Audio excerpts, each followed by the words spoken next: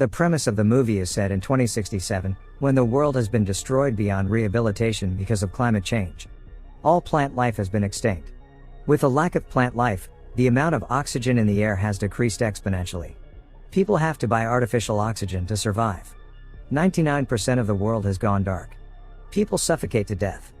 In such conditions, only one city in Australia has survived, and it is all thanks to a company called the Chronocorp Corporation that manufactures synthetic oxygen. However, artificial oxygen causes a fatal disease called the sickness over time. Humankind has mere years before it goes fully extinct. Ethan White is a resident of the Australian city. He and his friend, Jude, work as mechanics in the Chronocorp Corporation. The corporation is also working day and night to find a cure for the sickness and a way to save the world. Ethan's wife, Xanthi, also has the sickness. Ethan works hard day and night to earn and buy her better oxygen. One day, as Ethan and Jude work in the tunnel, the Chronocorp CTO of Particle Research, Regina Jackson, summons them to her office. There, she introduces herself to the two, and tells them that humanity is going to die in a few years if the conditions do not change. She then reveals that Ethan is the only one who can help everyone and save humanity. Ethan is confused and doesn't believe her. But Regina insists he visit their lab. The lab has huge machinery.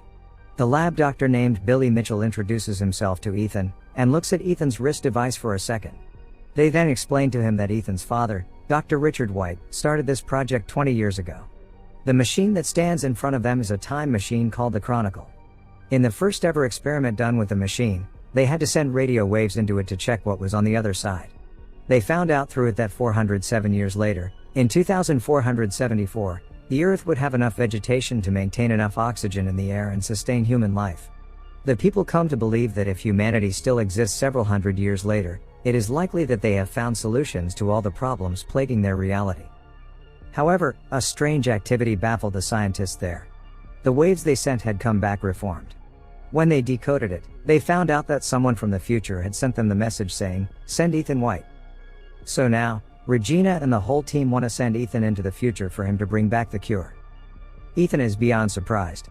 He doesn't believe them and thinks that Regina is just bluffing. Moreover, he doesn't want to leave his sick wife and go into the future. So, he declines to help. Later, Ethan and Jude are at a diner, where they buy crisp oxygen. Jude tries to persuade Ethan to go through with the plan and help save humanity. However, Ethan laughs at him, saying that he doesn't want to be like his father. Ethan hates his father for never being there for him. 20 years ago, his father left home and went missing, while his mother was killed when he was a kid. Since then, he has been brought up by Jude, who he regards as his older brother as well as best friend. He blames his father for leaving his mother to complete the project, and doesn't want to follow in his path and leave his sick wife. However, Jude manages to persuade him, saying that the only way he can save his wife is by finding a cure. Ethan reminisces of his 8th birthday when his father has bought him a strange box as a gift. As he puts his hands inside the box, a device latches onto his wrist, making him bleed. Richard had placed a permanent hand device on his son. It has been many years, but Ethan doesn't know its use yet. Later at home, Ethan tells Xanthi everything that happened during the day, and she too insists him to go. The following morning, Ethan scribes, "I will find my way back to you on a metal flower," and leaves it beside Xanthi. He then goes to Regina's office again and tells her that if he can find only one cure, they will have to give it first to Xanthi. Regina accepts, and takes him to the lab again. Dr. Mitchell shows him the suit that he has to wear before getting into the machine. As they begin to explain the mission to him, Ethan realizes that they do not have a plan. They have no clue what he will see, or who he will meet at the other end. However, after they put him in the suit, they give him an AI device called the Archie. Archie will show the lab Ethan's vitals at all times. It will also help to navigate his location. Then, they finally throw him into the machine. Inside, Ethan moves at high speed through time. He falls from the sky and lands in an unknown jungle. The friction from the air causes his suit to catch fire, so he quickly gets out of it. Then, he looks around, and is astounded by the beauty of nature. He finds that the world has completely changed. The trees and the natural oxygen are back. He walks in the direction Archie directs him, and sees a bunker door of some sort. But what catches his eyes is a skeleton that lies right in front of the door. Its skull has a bullet hole in it. Furthermore, he looks at the name tag on it and is horrified to see his own name. The skeleton is Ethan's. Ethan also finds the skeleton's Archie, and plays the last recording on it. He hears a man say that this is the only way, and shoots Ethan. Just then, the device's power goes off.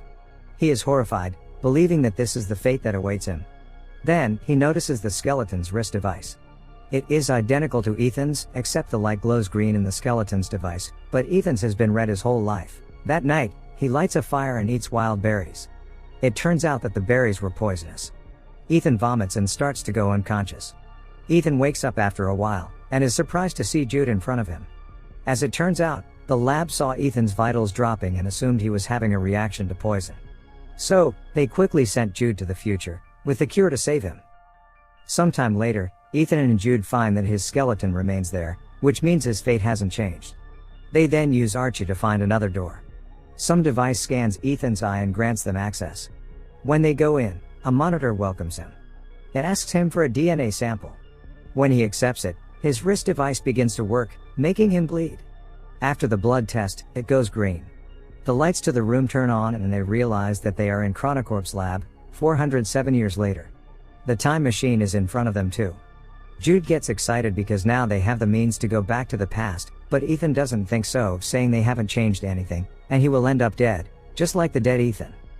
Ethan checks the system log and finds a holographic recording made by his father, who explains that the time machine was originally designed to collect the oxygen data in the future planet, and then transmit it back to the past. However, when his father first started the time machine, he received a message asking him to send his son to the future. Despite his misgivings, he chose to do so and made a DNA verification here for Ethan. Soon, Ethan and Jude realize that the time machine won't be able to take them back because its battery has almost depleted after 407 years. What's worse is that the activation of the lab triggers a malfunction in its nuclear power core, threatening to unleash a nuclear explosion in just 4 hours. This means they have to find a way to fix the time machine and travel back before the explosion. Running out of time, they have to act quickly. Outside, they are surprised to find a ruined city covered with green plants, but inhabited with no humans, showing that Earth starts to recover itself after human extinction. Human skeletons are scattered everywhere. Ethan gets to his wife's house, only to find her bones, making him fall into despair. Jude tries to persuade him to go back to the past, as the cure against the sickness doesn't seem to exist even in the future world. However, Jude's words make Ethan suspicious. He then turns on the rusty Archie to play the recording once again, from which he recognizes Jude's voice, and it seems Jude is exactly the one who shot him. Jude raises his gun at Ethan, strongly denying that he would shoot Ethan. Ethan finally decides to complete the mission first, so with joint efforts, they manage to repair the power core and then return to the lab. Now the Chronicle system works and they should be able to return to the past. They just need to wait 37 minutes till portal launch. Once the countdown reaches 0, the portal will tether to 2067 for approximately 30 seconds. However, Ethan still finds his body remains behind a door at the same location, which implies that they haven't made any changes to the future. In order to figure out the truth, Ethan pulls out the battery of his current Archie and puts it onto the rusty one. In that way, he gets access to another video, in which Ethan is assured that his future self will be killed by Jude. Jude then confesses that there is no hope of changing the future and he is trying to protect Ethan. Finding it hard to believe, Ethan locks his brother up in a room, then plays back his father's holographic log from the day he died.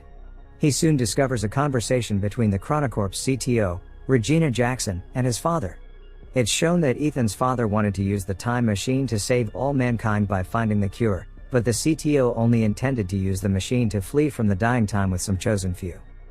However, whichever plan they choose, someone must travel into the future and turn on the time machine. To safely send living matter through time, it requires an operational link from both sides. In order to stop the CTO with her plan, his father locks the time machine and sets Ethan's DNA as the verification key. In anger at what Ethan's father just did, the CTO killed him immediately. She then orders Jude to kill Ethan's mother and be a guardian to him, so one day they can use Ethan's wristband to get access to the future. Ethan is beyond surprised. The man he thought of as his brother turned out to be the one who killed his mother and is about to kill him too. He also realizes that he has misunderstood his father, who didn't deliberately abandon the family. Knowing that Regina wants to bring a chosen few into the future, Ethan tries to shut the time machine down, but Jude rushes to stop Ethan and reveals that he's tasked here by the CTO to ensure that Ethan is sent in time to repair the power failure. Once Ethan activates the time machine, he should kill Ethan. However, Jude has formed close emotional relations with Ethan over the years. Seeing his brother-like friend in that state because of him, he is guilt-ridden. So, instead of shooting Ethan, he shoots himself dead. In rage and regret, Ethan is determined to fulfill his father's dying wish, which is to find the cure and save the dying humans. He looks into the monitor, and finds the very first message written by his father. He deduces that the message sent Ethan White was sent by himself. Hence, he codes in the message again and sends it into the past, along with many other things. Meanwhile, in the laboratory of the year 2067, the CTO with a group of privileged chosen people are waiting anxiously for the time machine to be activated. To their shock, however, the time machine sends back hundreds of extinct plants along with a copy of the recorded murder of Ethan's father. Soon after, the time machine is destroyed by Ethan, resulting in the collapse of the CTO's plan. In the end, the CTO is arrested due to the murder. The plants sent back to 2067 are cultivated to revitalize the planet. Ethan's wife also receives a flower sent from him and understands his choice. While Ethan has to stay in the future world alone, he buries Jude and forgives him. A butterfly catches his attention, and leads him again to the same entrance, where Ethan is happy to notice that the corpse of his future self is gone.